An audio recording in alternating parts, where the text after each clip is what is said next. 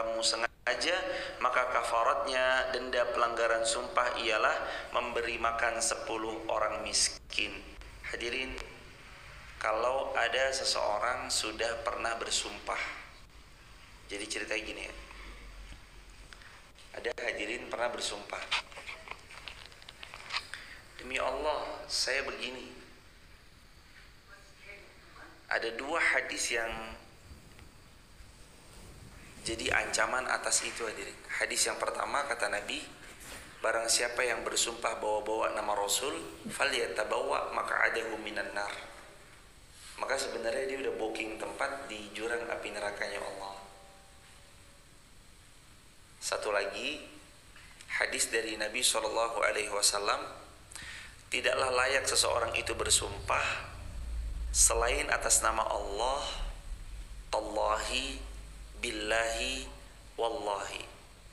Selain daripada itu nggak boleh. Jadi kita bersumpah demi atas nama orang tua saya, nggak boleh. Demi atas nama nenek saya, nggak boleh. Sumpah kesambar geledek, nggak boleh. Bersumpah dalam Islam itu cuma boleh atas nama Allah. Lafadznya wallahi, tallahi, billahi. Cuma 3 itu aja. Wallahi, tallahi, billahi. Cuma 3. Selain 3 ini nggak boleh. Hadirin jamaah yang dirahmati Allah, kalau melihat ayat yang barusan kita baca, Allah tidak menghukum sebab sumpah-sumpah yang tidak disengaja untuk bersumpah, tetapi Allah menghukummu sebab sumpah-sumpah yang secara sengaja kamu bersumpah atasnya. Maka kafarat pelanggaran sumpah adalah memberi makan 10 orang miskin. Saya bersumpah bahwa ini bukan punya saya bersumpah bahwa ini punya saya, ternyata bukan punya kita. Kita berbohong karena sumpah tersebut, dan sumpahnya bukan sumpah membawa-bawa nama Allah, karena kalau bawa nama Allah dan Rasulnya udah beda ceritanya.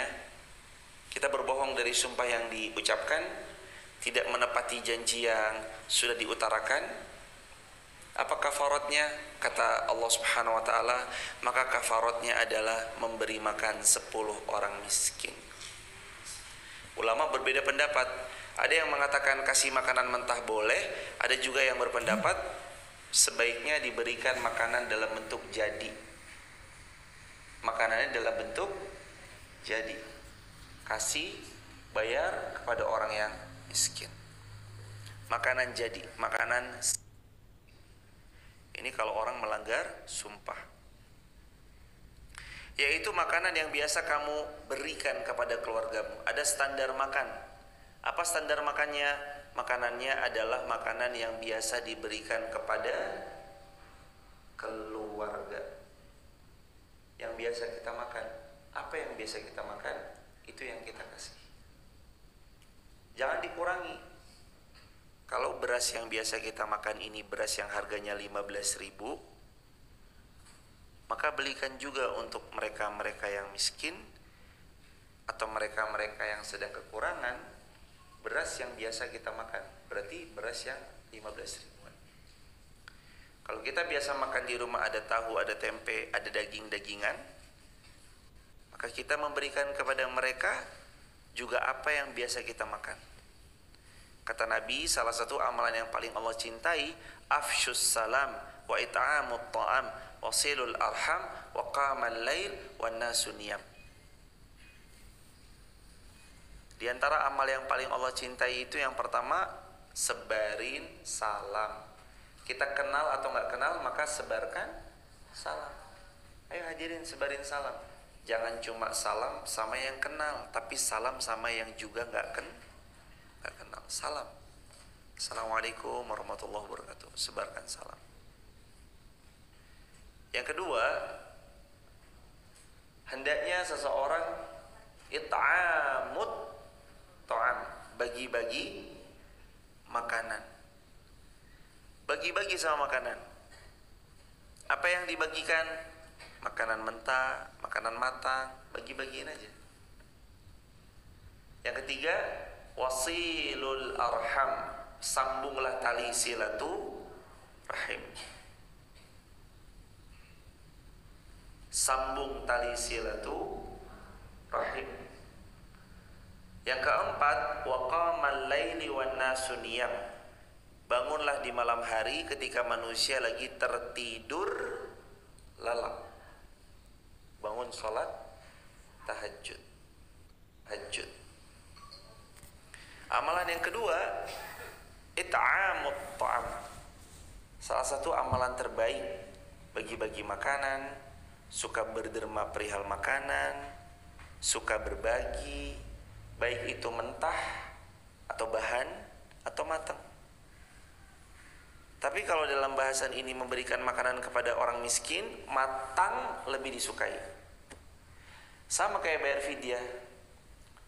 Besok kan Ramadan, insya Allah sekitar 115-an hari lagi. Semoga umur kita sampai, ya Allah, ke bulan Ramadan. Allahumma balikna Rajab wa Sya'bana wa balikna Ramadan. Amin ya Rabbal Alamin. Kalau hadirin nanti mendapati jamaah gak bisa berpuasa karena 4 faktor. Gak bisa puasa karena 4 faktor nih. 1, sakit parah, susah sembuh. 2, tua renta. 3, ibu hamil. 4, ibu yang menyusui. Kalau hadirin ada dari 4 ini, fafidyatun ta'amu miskin. Bayar fidyah kepada orang miskin. 1 hari yang ditinggalkan, 1 porsi makan syukur yang spesial diberikan kepada orang miskin. Lalu mau dirapel, boleh. Mau 1 hari pada maghrib langsung dikeluarkan, boleh. Mau dititipkan, diamanahkan kepada orang lain yang hadirin percayai, boleh. Tapi syarat bayar fidyah itu kepada 4 pihak. Coba diulangi. Yang pertama sakit parah. Yang kedua tua renta. Yang ketiga ibu hamil. Yang keempat, kalau 4 ini boleh bayar fidyah. Selain 4 ini, fa'iddatum min ayyamin ukhar. Sakit cuma pilek. Kenapa Bu bayar fidyah? Pilek nih, nggak bisa hadir. Kenapa bayar fidyah? Pusing, puyeng sebentar, demam sedikit gitu. Nggak bisa. Yang boleh bayar fidyah cuma 4 golongan tadi. Tua renta, sakit parah, ibu hamil, ibu menyusui. Adapun yang cuma sakit demam 1 hari, wajib mengganti di hari yang lain. Fa'iddatum min ayyamin ukhar. 1 fidyah dari 1 hari yang ditinggalkan, 1 kali fidyah kepada orang miskin, porsi yang lebih baik, lebih disukai. Kalau seseorang itu mau dirapel, boleh. Pertanyaan lagi muncul. Kalau sudah bayar fidyah, apakah masih harus berpuasa atau mengganti puasa Ramadan yang tidak dilakukan ketika di bulan Ramadan? Jawabannya, kalau sudah bayar fidyah, maka tidak lagi berpuasa Ramadan. Karena fidyah itu pengganti atas puasa Ramadan. Sekarang saya mau terima bersih aja. Gimana kalau Basnas kemarin menetapkan harga biayanya 1 harinya 60.000. Buka Basnas di Google, bayar fidyah Basnas, nanti keluar nominal angkanya Basnas 60.000 per 1 hari yang dikeluarkan untuk fidyah. Berarti kalau beliau nggak puasa selama 30 hari, 60.000 kali 30 hari, ketemu angka 1,8 juta. Boleh dititipin? Boleh. Tapi tetap nanti bentuknya sebagaimana Al-Baqarah 184, fidyatun ta'amu miskin, memberikan makan kepada orang miskin. Beliau ngasihnya uang, tapi nanti orang yang dipasrahi diberi uang itu mengkonversi dari uang menjadi makanan, diberikan kepada orang yang miskin. Itu tentang fidyah. Mudah-mudahan kita yang kemarin punya hutang, sebelum nanti berjumpa Ramadan yang kurang lebih ada di 115 hari lagi, segera dilunasi. Masih punya hutang jamaah? Ayo cepat dilunasi. 115-an hari lagi, cepat dilunasi. Hutangnya ada yang 7, mungkin ada yang 10, cepat dilunasi. Lah kalau lupa gimana? Wajib diingat semampunya.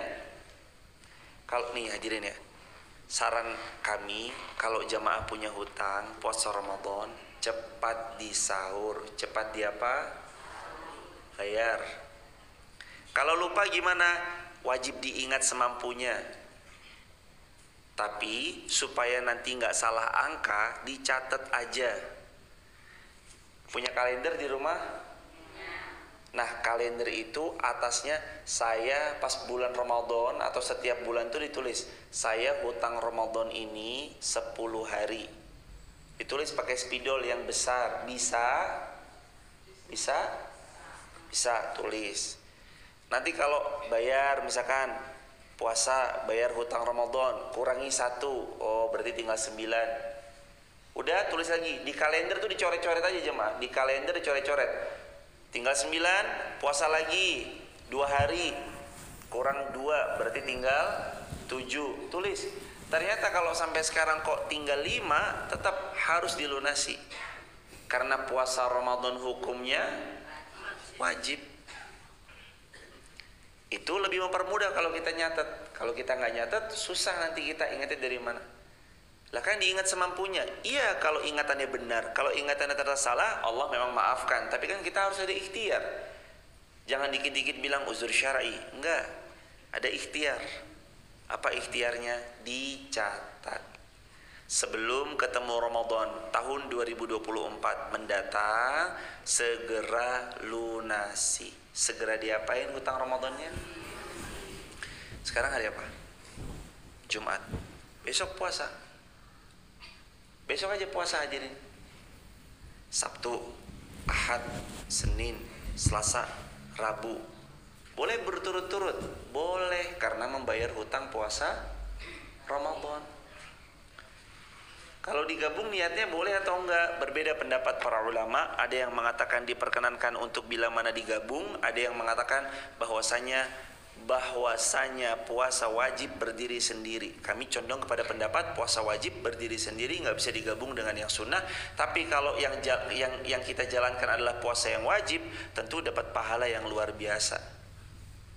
Kan begini hadirin, orang sholat sunnah qobliyah subuh dapat yang lebih baik daripada dunia dan seisinya. Apalagi sholat subuhnya, betul? Kalau sholat sunnahnya aja dapat yang lebih baik dari dunia dan seisinya, apalagi sholat subuhnya. Pasti subuhnya lebih baik lagi. Lawang sholat sunnahnya aja bisa lebih baik daripada dunia dan seisinya, apalagi sholat wajibnya. Kalau pahala puasa sunnah aja udah besar, apalagi puasa wajib. Maka nanti hadirin bayar hutang. Kalau masuk, ini sering pertanyaan juga, kalau masih punya hutang, sudah ketemu sama Ramadan tahun depan, tapi masih punya hutang, apakah berarti hutangnya didobel, di 2 kali lipat? Jawabannya tidak.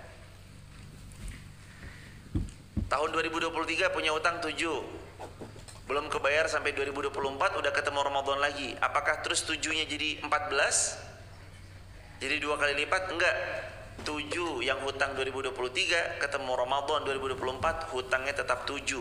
Tapi nanti Ramadan 2024 hutang berapa hari? Ditambahkan hutang Ramadan 2024. Jadi 2023 hutangnya 7, misalnya 2024 hutangnya 5 hari nggak puasa karena haid misalnya, atau 10 hari.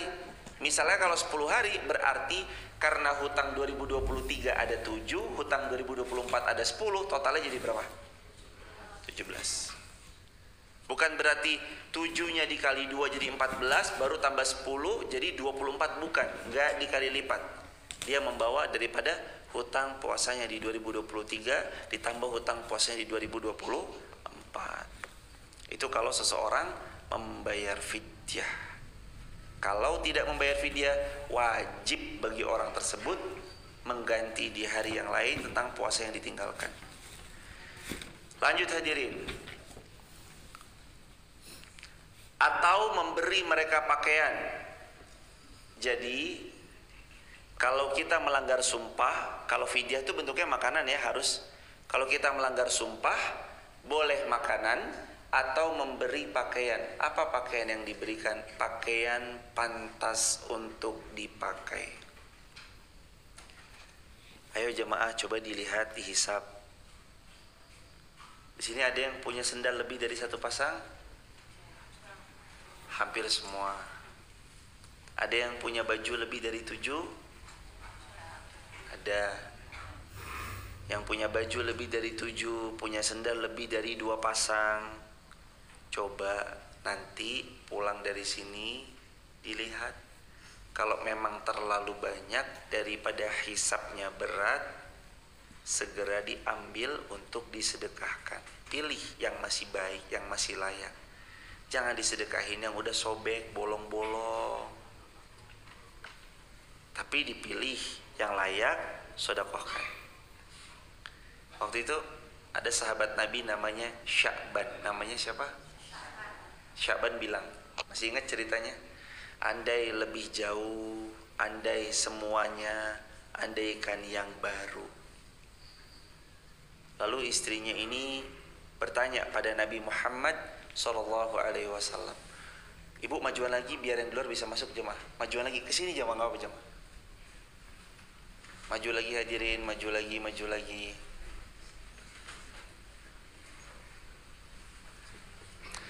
Andaikan yang baru, andaikan semuanya, andaikan lebih jauh. Waktu andaikan lebih jauh gimana hadirin? Ternyata dikatakan oleh baginda sallallahu alaihi wasallam adalah Sya'ban ketika beliau pada suatu pagi beliau pernah mendapati seorang yang buta, yang mana orang buta ini mau pergi ke masjid. Lalu digandeng tangannya beliau dan beliau temani orang buta ini pergi ke masjid.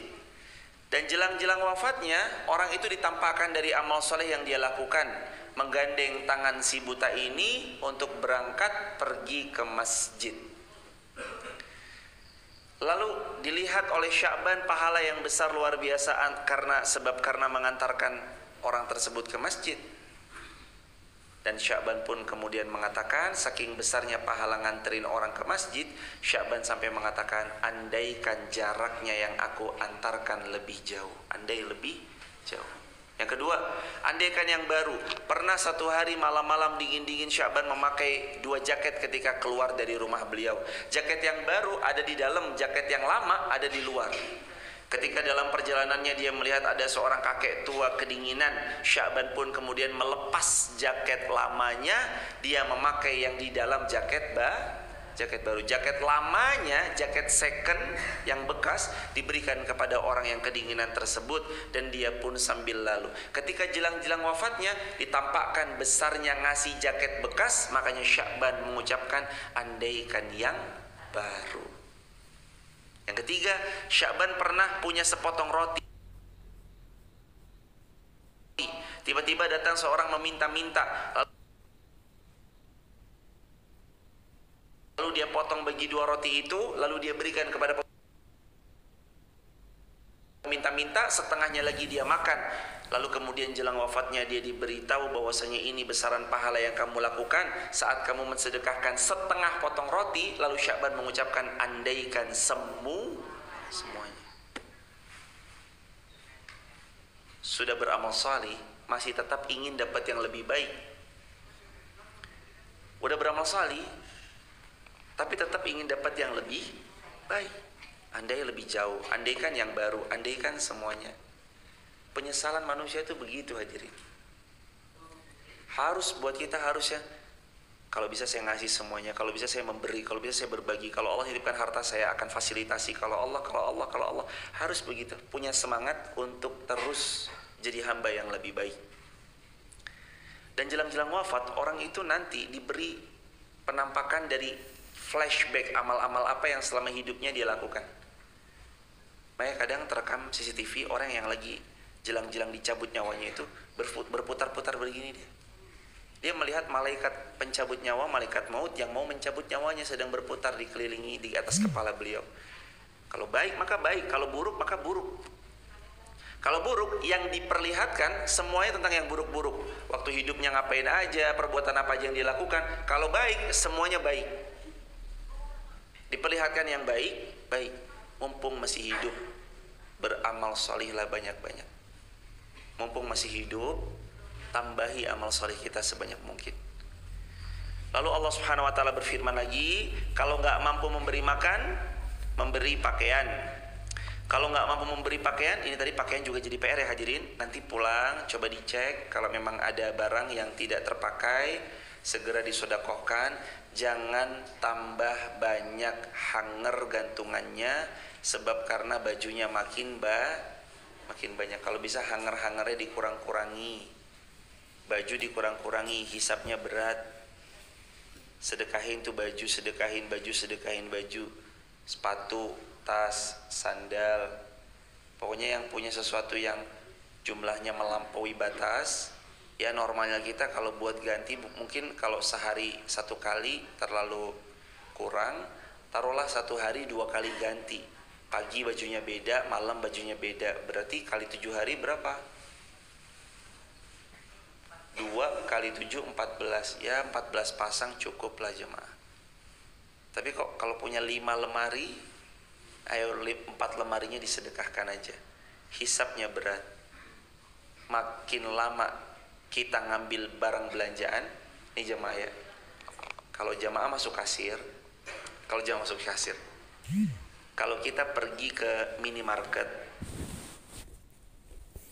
lalu kita lama banget, ada mie instan diambil, ada wafer diambil, ada biskuit kita ambil, ada minuman kita ambil, ada makanan kita ambil, coklat kita ambil, beras kita ambil.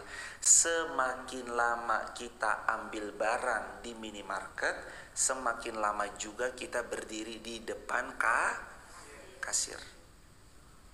Kalau barang belanjaannya 1 troli, semakin lama juga kita berdiri di kasir, betul? Berdiri di kasirnya lama. Kalau di dunia ini jemaah, banyak barang yang kita punyai, ingat nanti kita berdiri di kasirnya juga lama. Maknanya berdiri untuk mempertanggungjawabkan di hadapan Allah juga lama. Yang punya harta 1 juta dengan yang punya harta 1 miliar punya potensi berdiri lebih lama di hadapan Allah untuk mempertanggungjawabkan hartanya adalah yang mana? Yang 1 juta atau 1 miliar? 1 miliar. Lama. Tapi kalau baik dipakai buat baik. Dulu aku titipkan kepadamu wahai hambaku 1 miliar, kamu pakai buat apa? Ya Allah, 1 miliar dari engkau sudah jadi ini, jadi itu, jadi tempat kebaikan ya Allah, jadi tempat beramal saleh ya Allah. Baik, gak ada masalah. Tapi kan bahayanya adalah kalau seseorang itu menggunakan nikmat yang Allah berikan untuk bermaksiat sama Allah, itu kan bahaya buat dia. Maka yang pertama beri makanan, yang kedua beri pakaian. Pakaian bekas, pantas pakai, atau memerdekakan budak. Sekarang udah gak ada lagi perbudakan. Jadi 3, 1 memberi makanan, 2 memberi pakaian, atau 3 memerdekakan budak. Tapi yang ketiga gak ada perbudakan di sini. Tapi bisa kita 2, memberi makanan, memberi pakaian. Lanjut hadirin, barang siapa yang tidak mampu melakukannya maka berpuasalah 3 hari berturut-turut. Itulah kafarat atas sumpah yang kamu pernah bersumpah tapi kamu langgar. Pernah berjanji tapi diingkari. Pernah bilang sama anaknya ketika anaknya ngajak jalan-jalan, papa nanti hari Sabtu papa nemenin aku ya. Bapaknya sudah bilang, iya janji ya pak. Iya benar papa akan datang. Ternyata papanya ingkar janji gak datang. Maka kafaratnya memberi makan berapa orang? 10 orang. Atau memberikan pakaian, atau memerdekakan budak. Kalau nggak bisa maka ngapain? Puasanya berapa hari? Puasa 3 hari.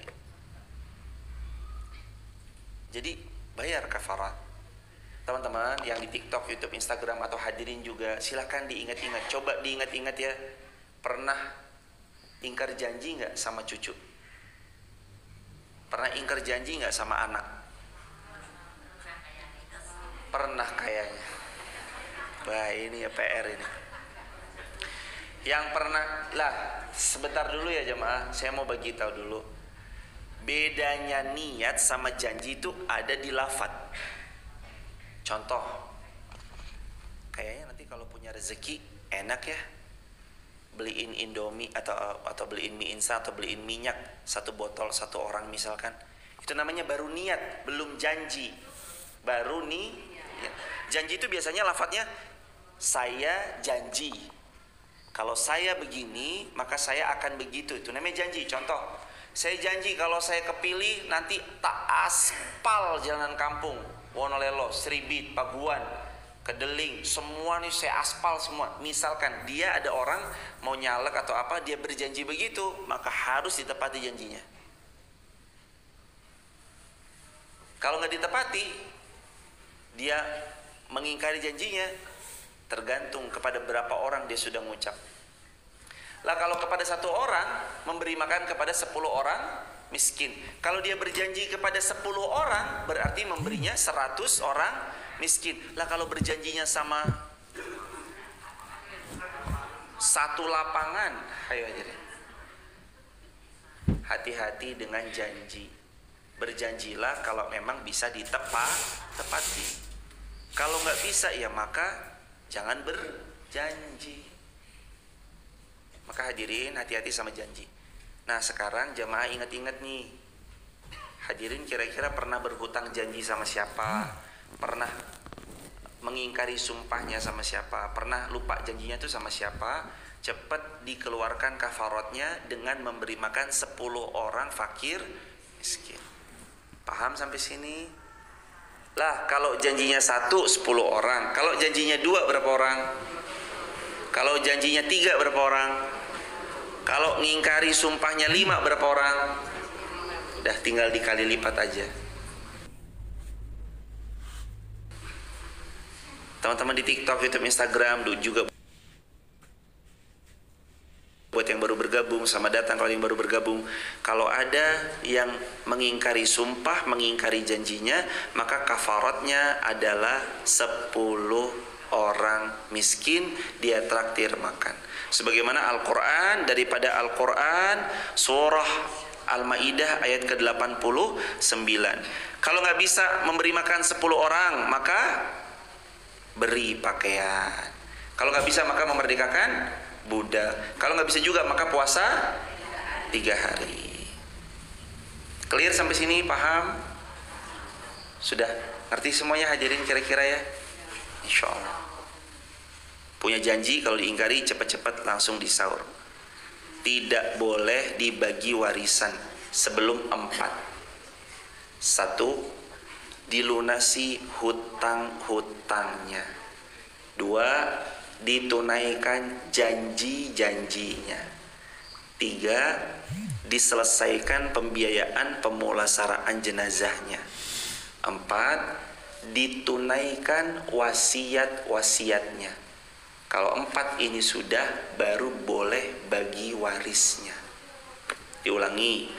Yang pertama, warisan tuh gak boleh dibagi sebelum 4. Jadi jangan begitu meninggal, yuk bagi-bagi warisan yuk. Jangan.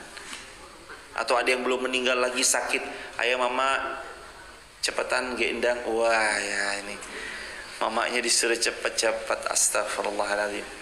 4, gak boleh sebelum 4 ini terselesaikan, gak boleh bagi waris. Yang pertama, lunasi hutang-hutangnya. Yang kedua, tunaikan janji-janjinya. Yang ketiga, selesaikan biaya pemulasaraan jenazahnya, biaya pemandian, pemakaman, penggalian kubur, atau tanahnya itu harganya berapa. Nih, nomor 3. Nomor 4,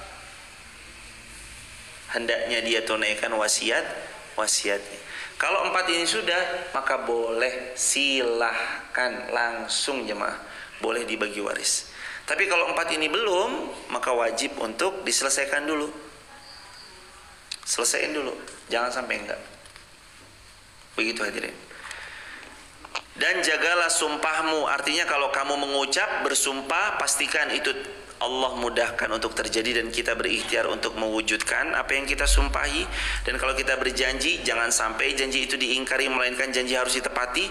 Dan demikianlah Allah menerangkan hukum-hukumnya agar kamu bersyukur. Siapa yang tepat janji, ia ciri beriman. Dan siapa yang ingkar janji, merupakan ciri orang munafik.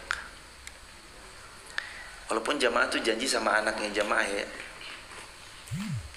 nah mama janji mama akan begini, maka janjinya ditepati. Kalau nggak mau berjanji ya jangan bilang saya janji. Bedanya di situ aja kok. Bedanya antara kita yang janji sama yang enggak cuma di saya janji atau mengiyakan janji anaknya. Mama janji ya, iya, jatuh janji. Berhati-hati sama janji. Kalau mampu berjanji silahkan, tapi pastikan bisa ditepati. Kalau nggak mampu jangan, karena membahayakan diri kita sendiri kalau kita nggak mampu menepati janji. Nanti kita tercap daripada orang-orang yang munafik. Ayat 90 Al-Maidah, dibuka hadirin, 90 Al-Maidah. Ya ayyuhalladzina amanu, wahai orang-orang beriman, innamal khamru wal maisir wal ansabu wal azlamu rijsum min amali syaitan fajtanibuhu la'allakum tuflihun. Wahai orang beriman, kalau kamu mau beruntung, jauhi beberapa perkara ini. La'allakum tuflihun, agar kita jadi hamba Allah yang beruntung. Apa saja syarat jadi hamba Allah yang beruntung? Yang pertama, jauhi oleh kalian khamru, minuman keras, haram, jauhi. Karena kata Nabi SAW itu bahkan begini, al-khamru ummul khaba, al-khamru ummul khaba'is. Minuman keras itu induknya segala keburukan. Awalnya mabuk, bertambah-tambah dia berzina, lalu dia kalang kabut membunuh perempuan yang dizinahinya, lalu dia kalang kabut dia membunuh dirinya sendiri. Seorang laki-laki mabuk, di hadapannya ada perempuan, bangkit syahwatnya, dia zinahi perempuan itu, kalang kabut pikirannya nanti kalau ketangkap bagaimana karena sudah menzinahi perempuan itu. Akhirnya dia pikir untuk membinasakan perempuan ini, dihilangkan nyawa perempuan ini. Setelah dihilangkan tambah kalang kabut, akhirnya dia pun menghilangkan nyawanya sendiri. Ada 4 dosa yang dia lakukan dalam satu waktu. Dosa minuman keras, dosa zina, dosa membunuh dirinya sendiri. Makanya kalau Nabi berucap al-khamru umul khaba'is, ini induknya kejahatan nih. Khamr, haram. Kalau kamu mau beruntung, menjauh dari khamr, menjauhlah dari minuman-minuman itu.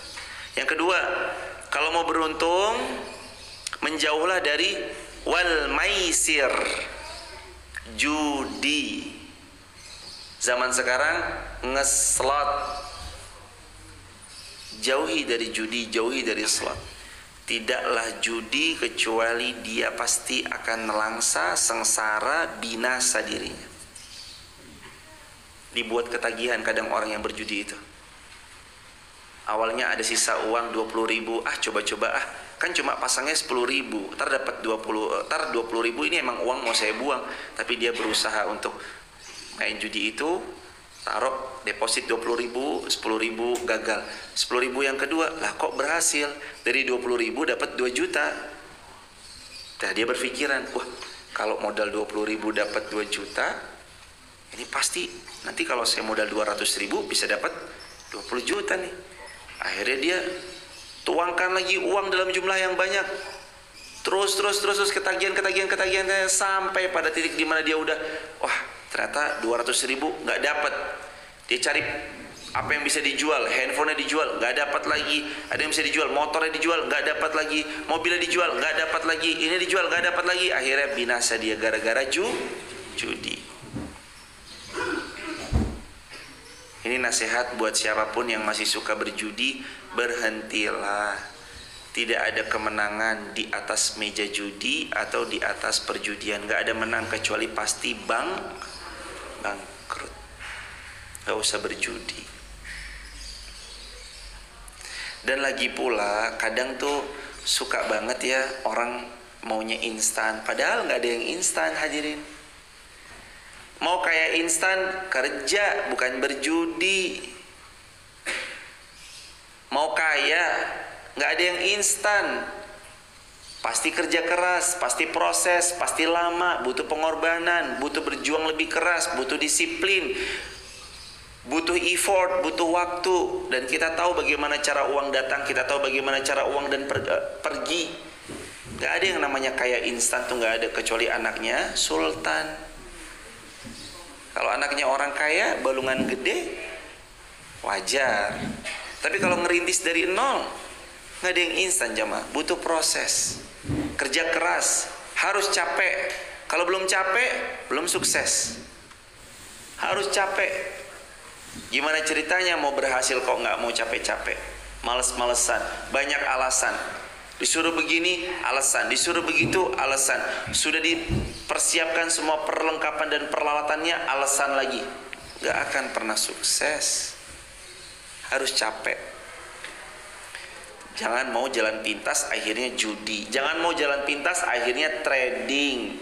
Forak-forek, jagain lilin. Nih ntar barnya ke atas apa ke bawah, akhirnya zong. Percaya togel, walah. Nomornya berapa nih angkanya nih? Wah, dapat wangsit dari mimpi 86, 87, 88, 89. Ini gimana hadirin? Kalau mau kaya, kerja keras, bukan togel. Atau gelun haram. Ini togel masih aja bermain di sana. Mau kaya, ikhtiar. Minta sama Allah, kerja keras, dedikasi yang tinggi, perbaiki diri, perbaiki wawasan, perbaiki attitude, mau bekerja keras, mau berkorban lebih banyak, mau kerja lebih dari yang lain. Kalau yang lain kerja dari jam 8 sampai jam 5 sore, kita kerjanya 24 jam. Di mobil siap balesin pesan, iya assalamualaikum warahmatullahi wabarakatuh. Turun lagi makan, balesin pesan. Karena kita dagang misalkan, kerjanya 24 jam daripada yang lain. Wajar jemaah kalau dia berhasil. Kerja keras daripada yang lain. Jangan apa-apa maunya instan, tapi malah terkena jebakan setan. Tulis di kolom komentar teman-teman. Jangan karena apa-apa maunya instan, akhirnya terjerat jebakan setan. Gak ada yang instan untuk meraih kesuksesan, keberhasilan. Semuanya butuh effort, usaha yang keras, pengorbanan, disiplin, jalannya panjang, dan pasti akan lama, dan pasti akan ada derai air mata dalam melewati proses demi prosesnya. Gak mungkin semulus yang kita pernah harapkan, pasti akan diterpa dengan ujian, terkena badai yang sangat dahsyat. Tapi ingat, kalau kita punya keyakinan bahwa baik sangkanya kita kepada Allah tiada batas, dan kita terus berbaik sangka bahwa Allah akan sampaikan kita pada titik terbaik di waktu terbaik, maka insya Allah kita akan sampai pada keberhasilan yang kita harap-harapkan. Yang penting satu, jangan apa-apa maunya instan, akhirnya terkena jebakan setan. Apa jebakan setan? Judi, ngeslot. Soalnya apa? Wal ansabu wal azlamu rijsum min amali syaitan. Karena sesungguhnya khamr, judi, ngeslot, berkurban untuk berhala, mengundi nasib dengan anak panah, rijsun, itu semua adalah perbuatan yang keji, min amali syaitan, termasuk perbuatannya syaitan. Kalau kita khamar, kita judi, kita memberi sesuatu untuk berhala, lalu satu lagi kita mengundi nasib dengan anak panah, itu rijsum min amali syaitan, termasuk amalan-amalannya syaitan. Nggak boleh ngundi nasib dengan anak panah. Termasuk kok nasib diundi dari buntutnya burung merpati. Gimana buntutnya burung merpati? Mau berangkat pergi, dicabutin dulu buntutnya burung merpati. Pergi, enggak. Pergi, enggak. Pergi, enggak. Pergi, enggak. Sampai bulu di buntutnya habis, enggak. Berarti enggak pergi. Enggak bisa, hadirin. Ini ada apa gitu? Misalkan ada spidolnya tuh ada ujungnya hitam, diputar. Ayo nih, kemana nih, ke arah mana saya harus berangkat nih? Diputar, arah timur. Berarti saya harus pergi ke timur. Enggak. Minta petunjuk tuh bukan dari hal-hal yang kayak gitu. Minta petunjuk itu kepada Allah lewat caranya sholat istikharah. Dan istikharah tuh dipakai bukan cuma untuk pas mau nikah. Kadang kita tuh pakai istikharah cuma pas mau nikah. Istikharah itu dipakai kapan aja jemaah. Lagi mau milih kerja ke arah mana, mau cari rezeki kemana. Saya ini bidangnya apa ya Allah, saya mau milih beli yang mana nih, yang ini apa yang ini. Istikharah aja. Bahkan ulama aja nulis hadis aja beliau istikharah. Mau nulis hadis beliau istikharah. Jadi amalan syaitan ada 4. Yang pertama khamar, yang kedua judi, yang ketiga memberikan sesuatu untuk berhala, yang keempat mengundi nasib dengan anak panah. Rijsun min amali syaitan, itu perbuatan yang sangat buruk dan itu termasuk perbuatan syaitan. Kalau melakukan ini lan tuflih abadan, dia nggak akan pernah beruntung selama-lamanya. Lalu Allah berfirman, fajtanibuh la'allakum tuflihun. Kalau kamu mau sukses, la'allakum tuflihun, agar kamu berhasil, beruntung, sukses, menang, fajtanibuh, jauhi 4 hal tadi. Yang pertama jauhi apa? Khamar. Yang kedua jauhi apa? Judi. Yang ketiga jauhi apa? Memberi sesuatu untuk berhala. Yang keempat jauhi mengundi nasib dengan anak panah.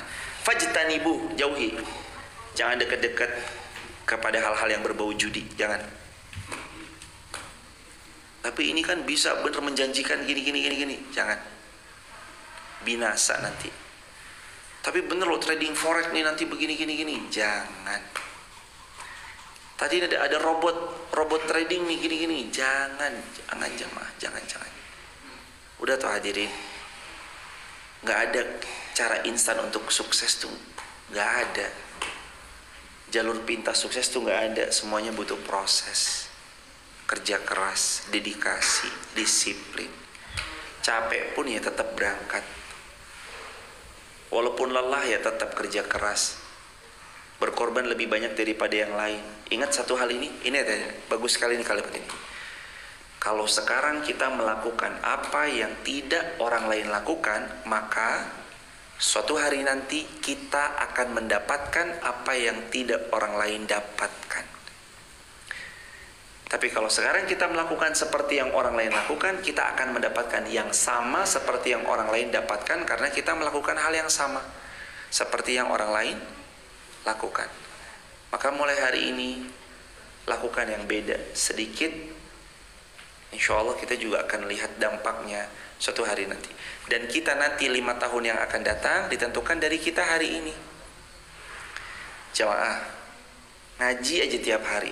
Udah begini aja, ngaji tiap hari, tiap subuh syuruk ngaji, subuh berjamaah di sini ngaji, subuh berjamaah di sini ngaji.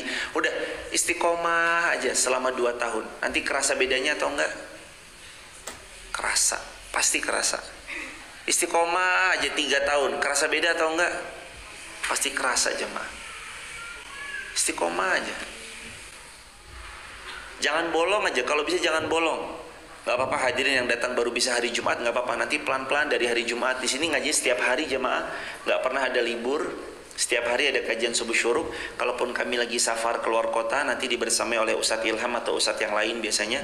Kajian subuh syuruk tiap hari aja. Melatih, apa yang dilatih? Ilmu, amal, istiqomah. Amalan yang paling dicintai Allah adalah amalan yang rutin walaupun sedikit. Gak apa-apa sebentar walaupun cuma 1 jam, yang penting istiqomah aja. Istiqomah. Capek, istiqomah aja. Pokoknya bismillah berangkat. Karena kata Nabi, ahabbul a'mal indallah adwamuha wa in qalla. Kalau kamu mau dicintai Allah, ada syaratnya. Apa syaratnya? Adwamuha, dawamkan satu amal salih, istiqomahkan satu amal salih, wa in qalla, walaupun sedikit. Begitu hadirin, ini yang dapat dibahas. Kalau ada yang mau bertanya, waktu dan tempat untuk bertanya dipersilahkan. Fadhol, Pak Waluyo, silakan Pak Waluyo. Assalamualaikum warahmatullahi wabarakatuh. Waalaikumsalam warahmatullahi wabarakatuh. Yang pertama, bagaimana hukumnya kalau menerima makanan dari seorang muslim? Yang kedua, di kampus saya itu kan ada sholat namanya sholat birrul walidain. Sholatnya itu dilaksanakan habis maghrib, malamnya malam Kamis. Dan saya teringat bahwa di surat Al-Kahfi itu di ayat yang 103 itu kan Allah berfirman, "Qul hal nunabbi'ukum bil asyarina a'malan." Katakanlah Muhammad, apa perlu ku beritahu orang yang melakukan suatu ibadah atau suatu amalan tapi justru orang itu merugi amalannya atau sia-sia perbuatannya. Yang ke-104 dan 105, alladzina dhalla sayyuhum fil hayatid dunya wa hum yahsabuna annahum yuhsinuna sunnah. Ulaika alladzina kafaru bi ayati rabbihim wa liqa'ihi fa habitat a'maluhum wa la nuqimu lahum yaumal qiyamati wazna. Kata bahasa orang Wonolewa itu, longnya perumahan sana kayak gini kelakoni barang apik, Islam banget, ganjaran banget. Tapi ketika dilakukan itu kan amalannya yang sudah dibangun sekian puluh tahun akan dola, akan habis. Bahkan orang itu ibaratnya akan bangkrut amalannya. Dan Allah Subhanahu wa Ta'ala nanti di yaumul kiamah tidak akan pernah memberikan suatu timbangan amal, karena yang ditimbang sudah dolar, sudah hangus, sudah tidak ada amalannya.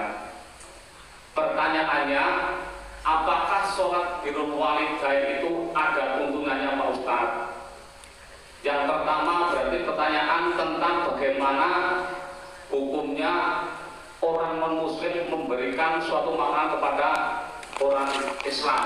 Terima kasih Pak Ustadz. Assalamualaikum warahmatullahi wabarakatuh. Waalaikumsalam warahmatullahi wabarakatuh. Semoga Allah memuliakan Pak Waluyo seberapa besar dan suruh kaum muslimin dimuliakan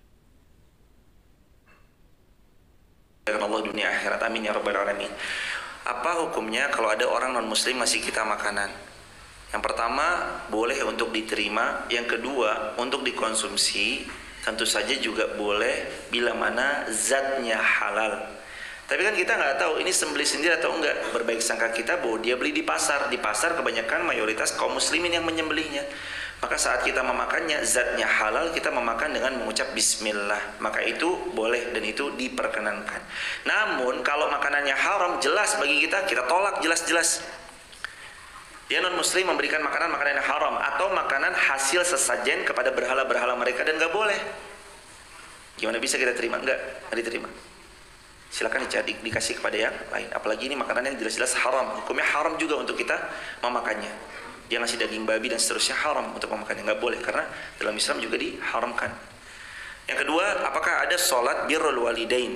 Allahu a'lam bishawab. Baru hari ini saya dengar ada sholat birrul walidain. Jadi karena keterbatasan ilmu kami, sependek pengetahuan kami, karena kami baru dengar juga ya, kami nggak punya ilmu tentang sholat birrul walidain. Tapi sependek pengetahuan kami, tidak ada sholat birrul walidain. Adapun kita sholat sesuai dengan apa yang Allah perintahkan. Yang wajib ada 5, subuh, zuhur, asar, maghrib, isya. Yang sunnah rawatibnya 12, qabliyah, ba'diyahnya. ada qabliyah subuh, ada qabliyah zuhur, ba'diyah zuhur, qabliyah asar, lalu ba'diyah maghrib, lalu ba'diyah isya. Atau sholat sunnah seperti sholat duha, sholat sunnah tahajud, sholat sunnah istikharah, sholat sunnah minta hujan istisqa, sholat sunnah apalagi taubat, sholat sunnah tasbih, itu ada. Tapi kalau sholat birrul walidin, Allahu a'lam bishawab. Kalau katanya bukan, katanya sholat itu untuk meminta maaf kepada orang tuanya dan khususnya bagi sang ibu, karena sang ibu itu telah memberikan suatu ASI gitu sama anaknya. Bagaimana? Saya belum pernah melakukan Ustaz. Iya. Hadirin jamaah yang dirahmati Allah, agar lebih tentram, lebih nyaman, kalau ada memang dalil tuntunannya laksanakan. Kalau tidak ada dalil tuntunannya dicukupkan. Lah, saya tetap mau minta maaf sama ibu saya. Masuknya ke sholat sunnah taubat. Minta maaf sama orang tua saya yang sudah wafat, sholat sunnah taubat. Terus gimana caranya juga mendoakan mereka? Terus gimana caranya bakti sambil minta maaf sama mereka yang sudah wafat? 7. 1. Badalkan haji. 2. Badalkan umroh. 3. Wakaf atas namanya. 4. Infak sedekah atas namanya. 5. Setiap ilmu yang diajarkannya diamalkan. 6. Jalin silaturahmi kepada karib kerabat terdekatnya. 7. Mendoakan. Doanya Rabbi gfirli wali walidayya warhamhuma kama rabbayani shaghira, atau Allahumma gfirli wali walidayya warhamhuma kama rabbayani shaghira, atau Allahumma gfir lahum warhamhum wa'afihi wa'fu anhum. Itu cara kita bakti dan minta maaf kepada kedua orang tua kita. Kita beramal saleh dan jadikan diri kita yang lebih baik dari diri kita yang sebelumnya. Itu cara kita berbakti kepada kedua orang tua kita. Jadi begitu. Pak Waluyo, barakallahu. Hadirin, ada yang mau nanya? Silakan. Fadhol Pak, fadhol. Waalaikumsalam warahmatullahi. Sudah nyala? Pertanyaan kajian kemarin yang saya mau bertanya cuma waktunya yang bagi yang pertama kajian kemarin membahas tentang bid'ah. Nah, yang saya tanyakan, saya ini sebagai profesi yang katakan saja. Nah, kadang-kadang suatu sales yang naruh barang dagangan di depan saya, kalau sudah laku terjual ya dibayar, yang sudah terjual itu. Terus, nah yang saya tanyakan, sales barangnya sudah terjual, sales itu nggak datang lagi setelah sekian waktu berapa lama, saya hubungin dia terbung, nggak tahu orangnya meninggal atau orangnya ada udur lain, tidak tahu. Nah yang saya tanyakan, bagaimana untuk menghalalkan barang yang sudah terjual untuk mengantisipasi kita dibeli dari gudang. Nah yang kedua, pertanyaan tadi soal waris. Misal kita punya aset, ada beberapa aset, punya 1 rumah 2, 3 misalkan. Nah yang salah satunya kita masih sehat terbuka seperti ini, kita wariskan, kita hibahkan salah satu anak. Apakah boleh yang demikian? Semoga Allah memuliakan Bapak seluruh besar dan seluruh kaum muslimin. Yang pertama dulu hadirin, pertanyaan beliau terkait dengan bagaimana kalau seseorang itu mendapati salesnya udah nggak datang lagi, sedangkan barangnya udah laku nih. Ini uangnya mesti digimanain? 1, berusaha keras mencarinya dulu di sosial media, di TikTok, YouTube, Instagram, dan semua platform sosial media. Lalu kontak juga temannya, kontak juga kepada siapa dulu dia nih sering akrab tuh kepada siapa, orang mana, rumahnya di mana. Kalau sudah kerja keras mencari alamatnya dia di sosial media tetap nggak ketemu, sedekahkan atas nama orang tersebut di jalan Allah. Sedekahkan ke masjid, tapi bilang ke masjid, Pak, ini sedekahnya atas nama orang ini, kronologinya dia titip barang ke saya lah, barangnya udah laku, orangnya menghilang, tapi ini barang dia dan ini hak dia, maka saya titipkan kepada masjid ini untuk kemaslahatan umat atas nama dia. Nanti toh pun kalau qadarullah dia datang lagi, mudah-mudahan masjid ini bisa bersikap dengan bijaksana. Sampaikan aja begitu. Nanti kalau dia datang tiba-tiba meminta uang 1 jutanya, masjid siap mengembalikan. Itu lebih aman. Kasih ke masjid atas nama dia. Kalaupun dia nanti nggak balik-balik lagi, itu pahala juga buat dia. Dan kita terbebas dari yang namanya hutang, ganjel jemaah. Karena kalau belum diberikan, ganjel nanti di sini. Makanya seperti itu caranya. Yang kedua, tentang bagaimana kalau saya punya beberapa rumah lalu mau dibagikan kepada anak ketika saya masih hidup. Beda antara waris sama hibah, beda. Hibah pemberian secara sukarela dari pemilik kepada orang yang mau dihibahkan, bisa anak, bisa orang lain. Ini saya hibahkan tanah di situ buat fulan. Fulan ini bisa anak, bisa orang lain. Saya hibahkan mobil saya untuk fulanah. Fulanah ini bisa orang lain atau anak kandungnya sendiri. Nah sekarang silakan jamaah yang dirahmati Allah. Kalau masih hidup kita mau menghibahi supaya anak kita nggak ribut, boleh. Dan hibah hukumnya sah. Kalau waris ikut hukumnya Allah. Laki-laki dapat 2 bagian, perempuan dapat 1 bagian. Tapi kalau hibah terserah yang mau bagi. Saya punya uang 500 juta, anak saya 5, saya mau bagi rata semuanya 100 juta, 100 juta, 100 juta, boleh, karena itu hibah. Jadi hibah itu berbeda sama waris. Hibah itu diberikan ketika pemilik masih hidup, sedangkan waris itu adalah ketika pemilik sudah wafat. Hadirin, itu bedanya. Wasiat pun juga sama ditunaikan ketika sudah wafat. Wasiat. Allahu a'lam. Begitu Pak, barakallahu fikum. Ibu ada pertanyaan? Ini ibu-ibu faham semua hadirin berarti ya. Mbak-mbak juga faham semua ini yang hadir. Ada pertanyaan hadirin? Alhamdulillah. Jadi silakan hadirin. Mikrofonnya boleh dihantar, Mas. Barakallahu fikum. Silakan jamaah.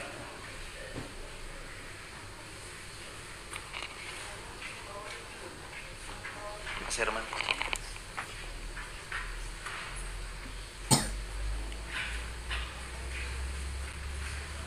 Assalamualaikum warahmatullahi wabarakatuh. Waalaikumsalam warahmatullahi wabarakatuh. Saya itu punya tetangga, kebetulan pegawai saya itu dan sering ngasih makanan kepada saya. Tapi suaminya itu kerjaannya Yun Sewu jualan togel. Nah, Jualan togel. Nomor gitu. togel. Wah, Nah itu Masya terus Allah, togel. makanannya itu boleh dimakan enggak? Innallaha tayyibun la yaqbalu illa tayyib. Allah menerima hanya dari yang baik-baik. Maka gimana hukum menerima orang dari kita tahu jualan togel? Tidak boleh. Tapi itu ada kerjaan lain, Ustaz. Siapa yang kerjaan lain, Ibu? Itu maksudnya suaminya itu ada kerjaan lain, jadi tukang parkir. Bagaimana? Jadi kan ada kerjaan yang lain. Hanya dikasih makanan, kita caranya menolak bagaimana gitu.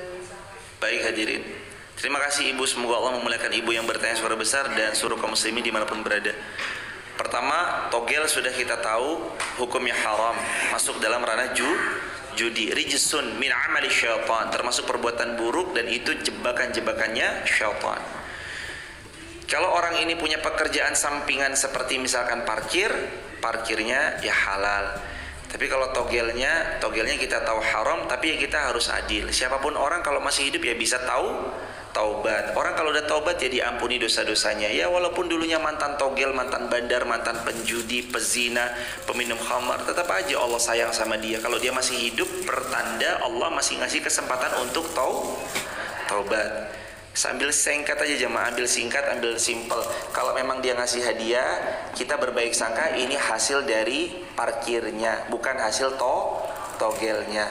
Kalau hasil parkirnya halal, nikmati, makan boleh. Tapi kalau kita ragu, nah ini masuk ke ranah syubhat. Syubhat itu artinya remang-remang, ragu-ragu nih uang togelnya apa uang parkirnya. Lah kok kalau kebenaran uang parkirnya yo halal, enak, nyaman di perut. Lah kalau pas yang dikasih ternyata hasil togelannya, maka sebaiknya nanti diterima saja. Kalau zatnya halal, diberikan lagi kepada yang lain. Ibu terima, nanti ibu berikan lagi aja sama yang lain. Misalnya ada orang di pinggir jalan, ada yang lagi sapu, ada yang lagi lewat, bawa misalkan sesuatu, ibu ini hadiah ya, sambil dibawa aja gitu, hadirin nggak apa-apa.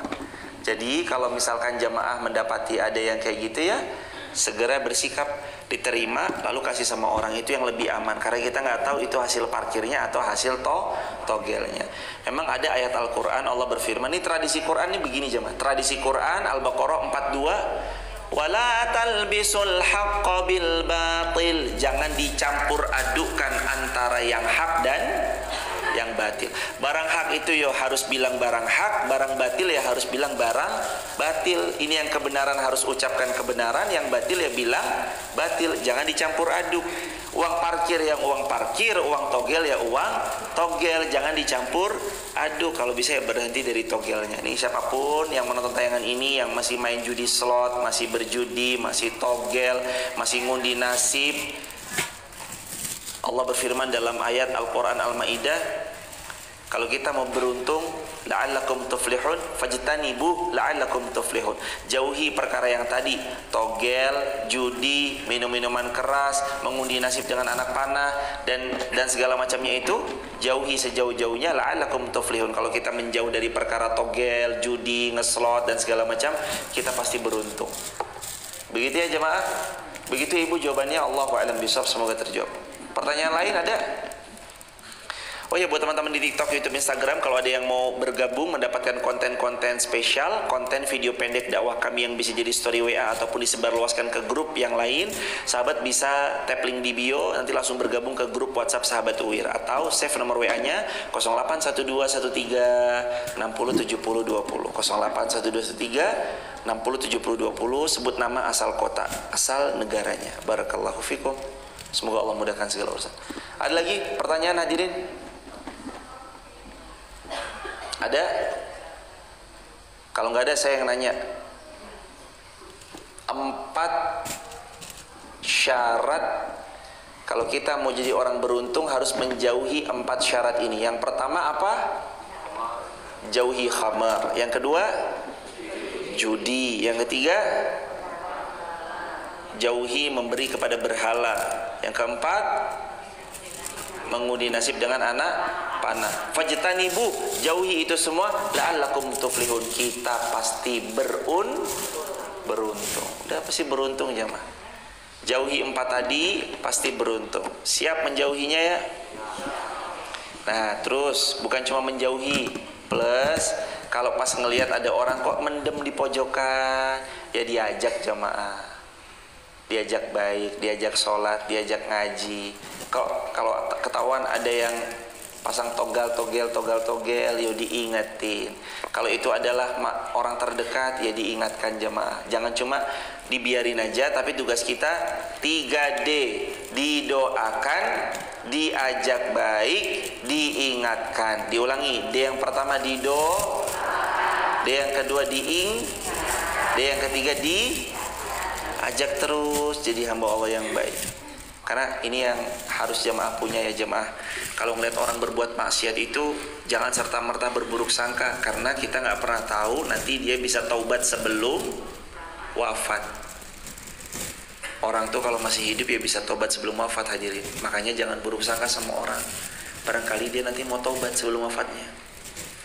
Hari ini penjudi ulung, pemain togel, ya doain aja jamaah. Insya Allah besok taubat. Hari ini peminum khamar, doain aja besok taubat. Udah tenang aja jemaah, besok taubat.